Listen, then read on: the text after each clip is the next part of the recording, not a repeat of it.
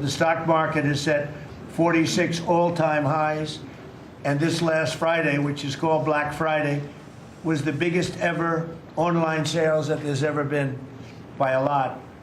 More Americans are working today than at any time in the history of our country. I mean, these are the facts we have to get out. And, you know, there's this fake narrative that the Democrats talk about, affordability. They just say the word. It doesn't mean anything to anybody.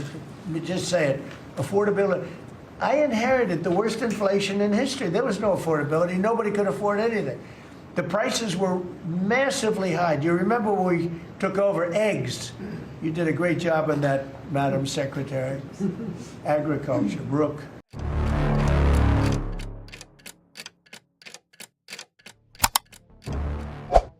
Por primera vez desde la fundación del orden transatlántico en la posguerra, 4 aliados centrales de Estados Unidos anunciaron, de forma coordinada y simultánea, un paquete de sanciones dirigido no contra un país adversario, sino contra un presidente estadounidense aún en activo.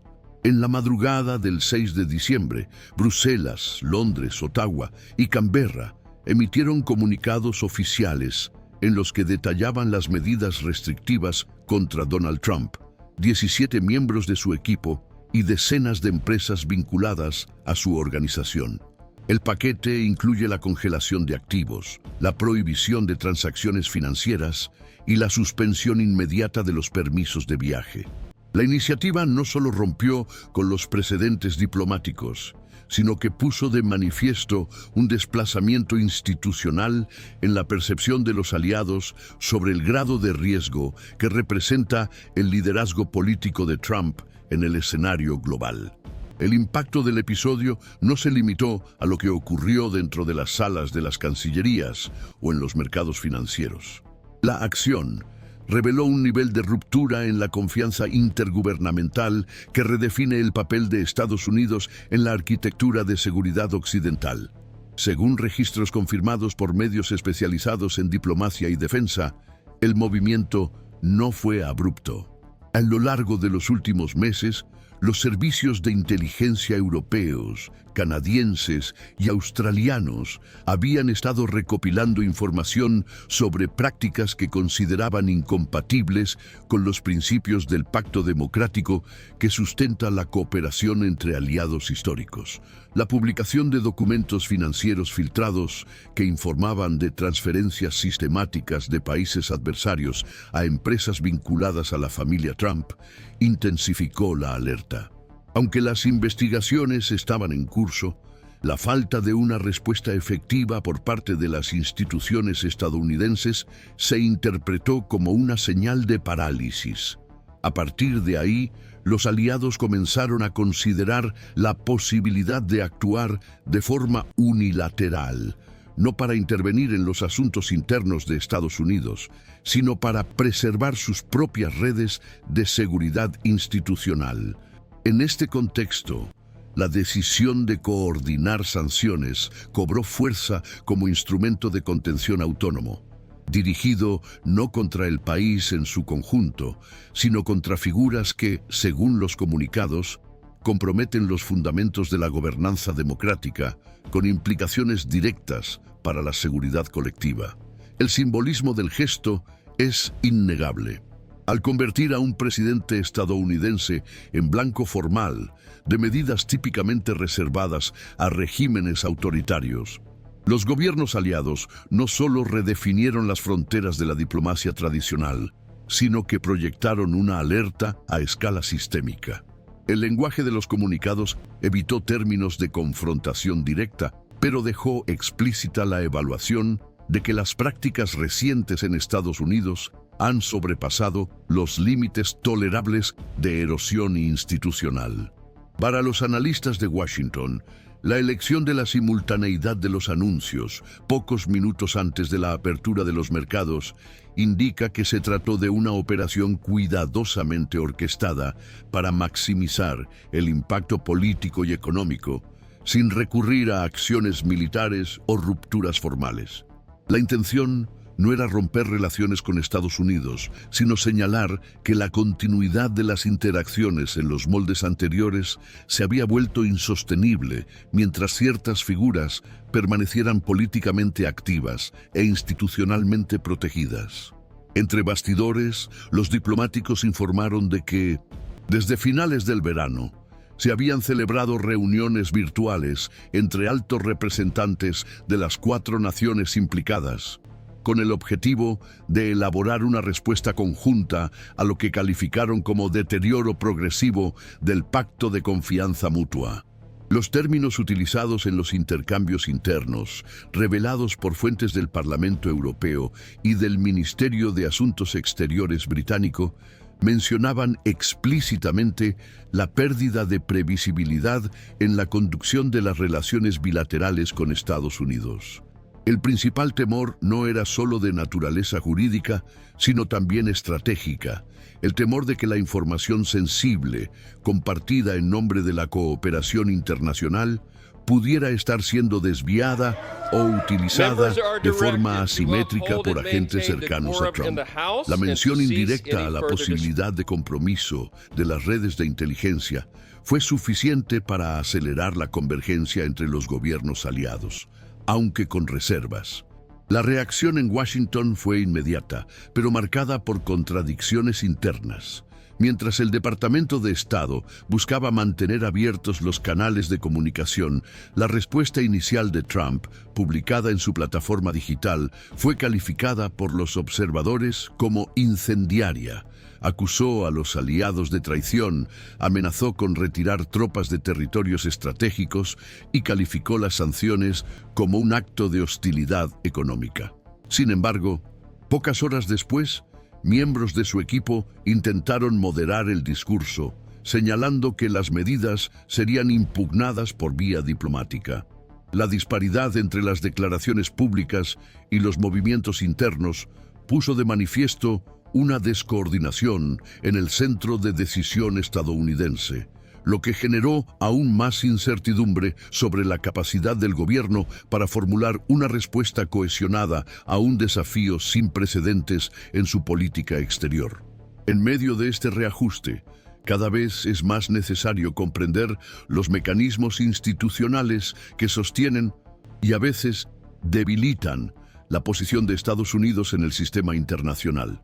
Seguir los análisis que conectan los hechos recientes con los procesos estructurales en curso es una forma de mantener la perspectiva ante acontecimientos que, a primera vista, pueden parecer aislados, pero que operan como señales de una profunda transformación.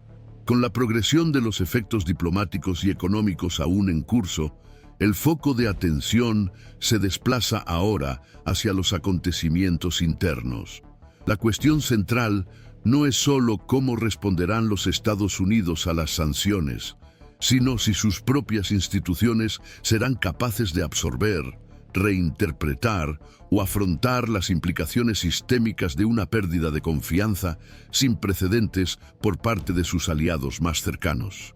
Es a partir de este punto que la tensión diplomática se traslada a los mecanismos formales del sistema, involucrando a órganos con funciones distintas, pero superpuestas en su responsabilidad de salvaguardar los límites institucionales. El Consejo de Seguridad Nacional de Estados Unidos fue convocado a sesiones reservadas que, según fuentes consultadas por medios especializados, trataron no solo las implicaciones militares de la ruptura, sino también el alcance político de las sanciones sobre la capacidad funcional del Estado. La Casa Blanca, presionada por sectores estratégicos del Pentágono y del Departamento de Justicia, comenzó a diseñar escenarios de contingencia ante la posibilidad de que medidas similares se ampliaran o extendieran a otras figuras públicas en activo. El Departamento del Tesoro, por su parte, comenzó a revisar los flujos financieros entre empresas estadounidenses e instituciones bajo jurisdicción europea o canadiense, ante la inseguridad jurídica provocada por los bloqueos transversales de cuentas y contratos. Paralelamente, la Reserva Federal inició consultas con bancos centrales aliados para evitar el colapso de líneas de crédito previamente acordadas con entidades ahora sancionadas.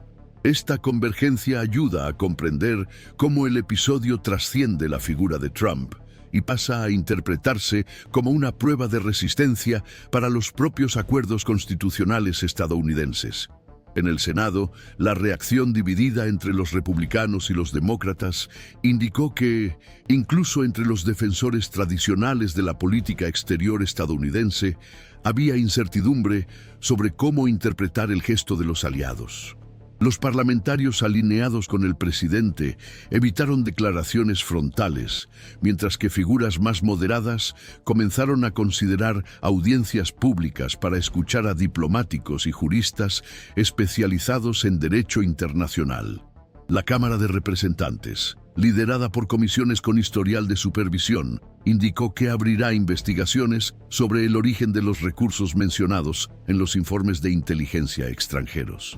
Aunque sin anunciar una comisión de investigación formal, el gesto indica un intento de reapropiación institucional del debate, antes de que sea capturado por disputas electorales anticipadas.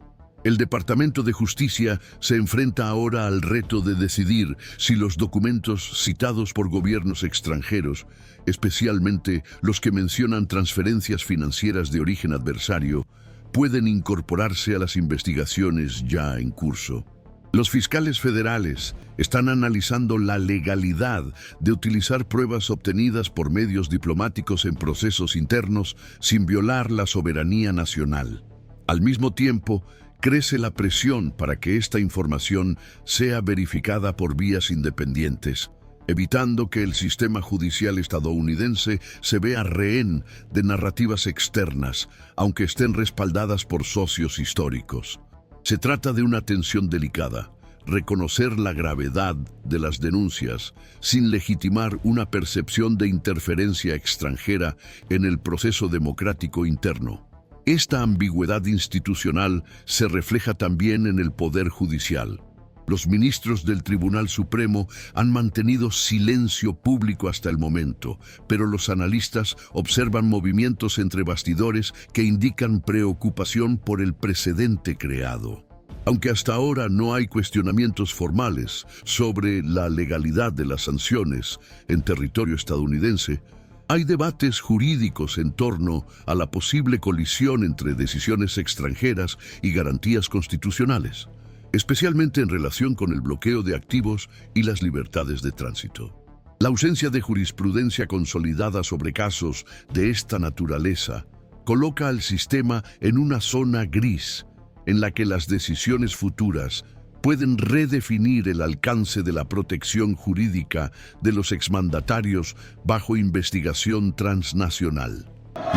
You don't hand matches to an arsonist, and you don't give power to an angry left-wing. Doctrina constitucional sobre la inmunidad y la responsabilidad de los líderes públicos.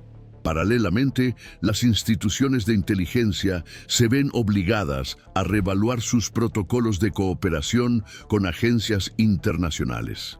Five Eyes, alianza que reúne a los servicios de inteligencia de Estados Unidos, Reino Unido, Canadá, Australia y Nueva Zelanda, comenzó a operar con restricciones parciales desde el anuncio de las sanciones. Según fuentes vinculadas al Congreso australiano, se suspendió temporalmente el intercambio de determinadas categorías de información sensible con organismos estadounidenses, hasta que se aclare el grado de exposición de datos estratégicos en los procesos de decisión interna. Esta suspensión informal no ha sido confirmada oficialmente, pero los analistas de defensa indican que el flujo de intercambio ha disminuido significativamente, con implicaciones directas para las operaciones conjuntas en curso, especialmente en Asia-Pacífico. Esta reconfiguración pone de manifiesto un punto central. La alianza de inteligencia más sólida del mundo está, por primera vez, funcionando con obstáculos impuestos por los propios aliados. En el ámbito económico, los efectos también han comenzado a multiplicarse. Las bolsas de valores han reaccionado con una volatilidad inusual para los acontecimientos políticos a corto plazo, lo que indica que el mercado ha comenzado a incorporar los riesgos institucionales en el precio de los activos estadounidenses. Los grandes bancos internacionales, con exposición al sector inmobiliario vinculado a la organización Trump, iniciaron procesos de revisión contractual por temor a sanciones secundarias en sus operaciones en los países signatarios. Las empresas del sector tecnológico, que mantienen oficinas y servidores en múltiples jurisdicciones, comenzaron a monitorear atentamente las decisiones futuras que puedan restringir las interacciones con entidades asociadas a figuras públicas sancionadas. Más allá de los impactos directos sobre el presidente y su red empresarial, el episodio ha sembrado dudas sobre la estabilidad regulatoria de Estados Unidos ante sus propios aliados.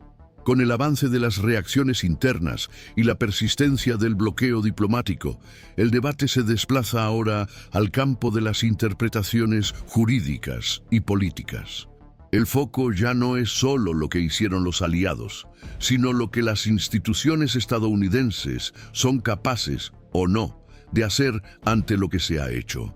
El tercer y último bloque de esta narrativa se centra precisamente en este campo de disputa, donde el desenlace sigue siendo indefinido y cada interpretación proyecta un camino institucional diferente. La reciente medida de los aliados tradicionales de imponer sanciones formales a figuras centrales de la política estadounidense ha provocado una serie de reacciones divergentes en los círculos jurídicos e institucionales de Estados Unidos. Para parte de los constitucionalistas, el carácter externo de las medidas no elimina sus efectos internos, y es precisamente ese impacto el que activaría las obligaciones del sistema de rendición de cuentas democrática. Según estos juristas, cuando socios con regímenes compatibles emiten declaraciones fundamentadas sobre los riesgos para la democracia representativa, el Congreso no debería permanecer inerte. La ausencia de mecanismos institucionales que acojan este tipo de alertas puede indicar no solo un desajuste, sino también una resistencia a reconocer críticas legítimas, aunque procedan de naciones aliadas. Esta línea de pensamiento, sin embargo, encuentra resistencia entre los analistas que ven en la autonomía de las instituciones estadounidenses una cláusula no negociable.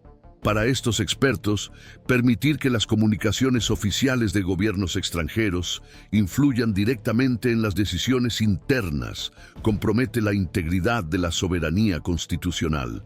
Aunque los argumentos externos sean legítimos, no deberían sustituir a los filtros propios del sistema democrático interno. Según esta lógica, cualquier movimiento que se base exclusivamente en diagnósticos extranjeros representaría un cambio de eje, quitando a las instituciones nacionales la prerrogativa de definir sus propios criterios de actuación. El impasse es inédito en su configuración. Estados Unidos se enfrenta a una situación en la que actores históricamente cercanos, con los que comparte valores y compromisos multilaterales, cuestionan públicamente la conducta de los líderes estadounidenses. Al mismo tiempo, falta consenso interno sobre cómo lidiar con estas manifestaciones sin parecer indiferente ni sumiso. La vacilación, en este caso, conlleva costos institucionales. No responder puede generar sospechas de indulgencia, pero reaccionar bajo influencia directa puede indicar vulnerabilidad a presiones externas. Así, el sistema se mueve entre la rigidez de la autodeterminación y la urgencia de preservar su reputación en el escenario internacional. El debate se profundiza con la contribución de figuras como Harold Koh, ex asesor jurídico del Departamento de Estado, que defiende la creación de un protocolo legislativo capaz de examinar formalmente las denuncias extranjeras. Koh argumenta que, al estructurar un canal institucionalizado de evaluación, el Congreso mantendría la autonomía de la decisión sin ignorar las señales emitidas por los socios. La propuesta prevé un proceso de revisión temporal basado en una mayoría cualificada para decidir si las pruebas recibidas justifican medidas adicionales. Por otro lado, los críticos de la idea advierten de la posibilidad de que este mecanismo se convierta, en el futuro, en una laguna legal para injerencias encubiertas, incluso en escenarios en los que los intereses externos no coincidan con los de la República. Desde el punto de vista jurídico, la capacidad de respuesta a través del Poder Judicial tiene límites claros. Dado que las sanciones tienen su origen fuera de la jurisdicción estadounidense, no hay fundamentos sólidos para impugnarlas directamente en los tribunales internos. Las decisiones anteriores de los tribunales federales indican que los bienes congelados por gobiernos extranjeros en territorio estadounidense solo pueden liberarse mediante tratados específicos. Sin estos acuerdos bilaterales en vigor, cualquier impugnación se enfrenta a obstáculos procesales difíciles de superar. Por lo tanto, la vía judicial resulta poco eficaz y las posibles soluciones pasan por la esfera diplomática, precisamente la que se encuentra más paralizada en este momento. En los centros académicos, el caso ya se está estudiando como ejemplo de tensión entre la autonomía institucional y el prestigio internacional. Para los expertos en relaciones exteriores, Estados Unidos se enfrenta a un nuevo tipo de exigencia: la necesidad de alinear el discurso democrático con la práctica interna. Anne-Marie Slaughter, que dirigió la planificación estratégica del Departamento de Estado, señala que el liderazgo internacional estadounidense dependerá cada vez más de la capacidad de responder con coherencia a las críticas basadas en pruebas sólidas, incluso cuando éstas provengan de aliados. En su opinión, no basta con preservar la fuerza económica y militar.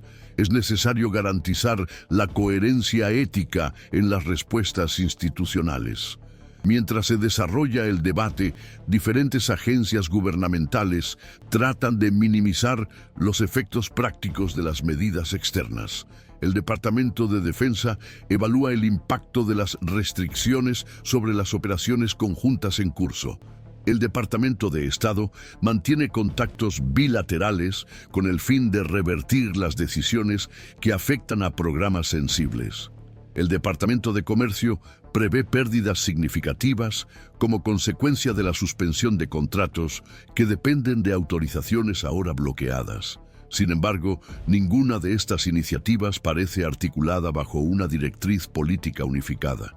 Las respuestas son fragmentadas, limitadas a la contención de daños, sin abordar claramente la cuestión central: la erosión de la confianza provocada por un reposicionamiento explícito de los socios estratégicos.